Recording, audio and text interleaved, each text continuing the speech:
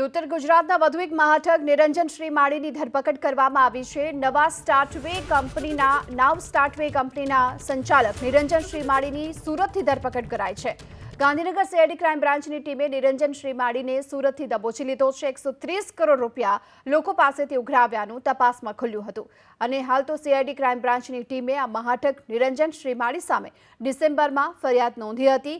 15,000થી વધુ લોકોને ઊંચા રોકાણની લાલચ આપી હતી અને શીશામાં ઉતાર્યા હતા। ઠગ નિરંજન શ્રીમાળીએ લોકોને હજુ 84 કરોડ રૂપિયા ચૂકવવાના બાકી છે। લોકો પાસેથી રૂપિયા લઈ નિરંજને ક્યાં રોકાણ કર્યું હતું તે દિશામાં પણ હાલ તો પોલીસ તપાસ કરી રહી છે।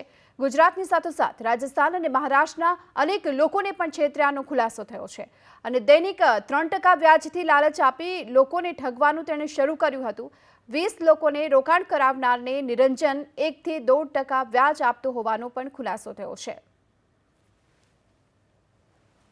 अक्टूबर 2023 से चालू की गई थी, जो लगभग इन्होंने जो है 10 महीने के आसपास चलाई।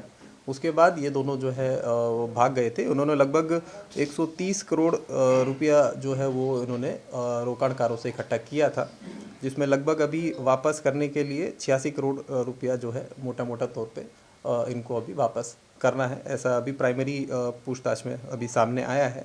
इसमें टोटल रोकाणकार की जो संख्या है वो 15,000 से ज़्यादा थी और काफ़ी ज़्यादा मेजॉरिटी पैसा अभी देना बाकी है, तो जिसके चलते हमने गुना रजिस्टर किया था और निरंजन श्रीमाली की धरपकड़ हमने इसमें की।